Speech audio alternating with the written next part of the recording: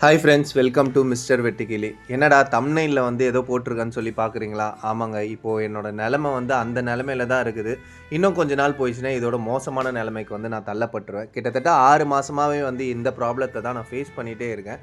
இதுக்கு ஏதாவது ஒரு தீர்வு கிடைக்கும் அப்படின்றதுக்காக, மற்றபடி நீங்களும் கமெண்ட் பாக்ஸில் உங்களுக்கு ஏதாவது தெரிஞ்சுது அப்படின்னா வந்து கமெண்ட் பண்ணுங்கள். ஏன்னா 6 மாதமா வந்து குரங்கு பிரச்சனையினால் வந்து நம்மளோட பண்ணையில் வந்து இளநீர் வந்து ஒன்று கூட விடுறது கிடையவே கிடையாது. கிட்டத்தட்ட வந்து சின்ன பிஞ்சாக வளரும்போதே வந்து இளநீர் வந்து எடுத்து எப்படி சாப்பிடுது அப்படின்றது வந்து பாருங்கள்.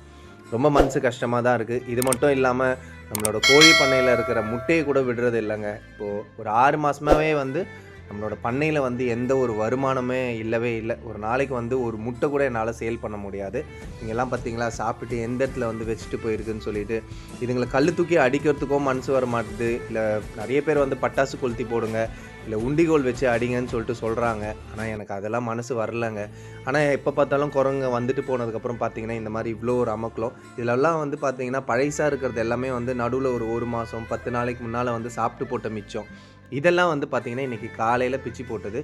இது வந்து ஒரு 4, 5 மரத்துக்கு பக்கத்துலேருந்து எடுத்துகிட்டு வந்து போட்டதுங்க. இதை தாண்டி பார்த்தீங்க அப்படின்னா கிட்டத்தட்ட ஒரு 100 இளநீருக்கு மேலே வந்து இந்த மாதிரி பண்ணியிருக்கோம்.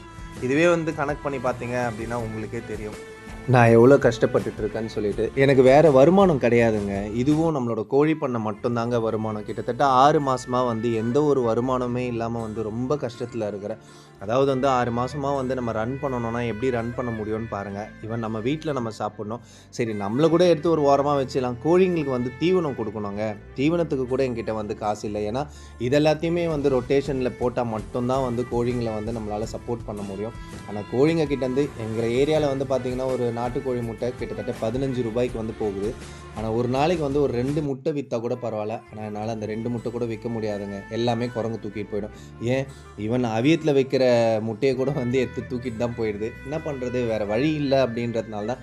உங்களுக்கு ஏதாவது ஒரு சில விஷயங்கள் தெரிஞ்சால் சொல்லுங்கள். இதை பாருங்க, குரங்கு எவ்வளோ அமக்கலம் பண்ணுது. இது வந்து உங்ககிட்ட காட்டுறது வந்து 100ல் 1 பங்கு மட்டும்தான் காட்டுறேன்.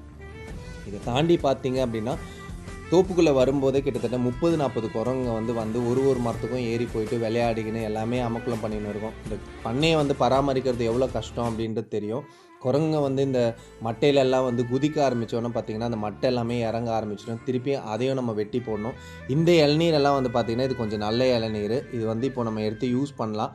இந்த மாதிரி வந்து ஒரு 100 இளநீருக்கு வந்து பார்த்திங்கன்னா ஒரு இளநீர் வந்து நமக்கு இலவசமாக குரங்குங்க விட்டு போயிருக்கோம்.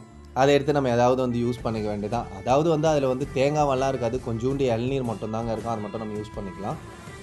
உங்ககிட்டயே நான் வந்து சஜஷன் கேட்குறேன். அதாவது வந்து மரத்துக்கும் எந்த பாதிப்பு இருக்கக்கூடாது, குரங்குங்களையும் நம்ம வந்து எந்தவித கஷ்டமும் படாத மாதிரி எப்படி நம்மளோட பண்ணையை வந்து நம்ம சேவ் பண்ண முடியும் அப்படின்ற மாதிரி நீங்கள் கமெண்ட் பாக்ஸில் கமெண்ட் பண்ணுங்கள்.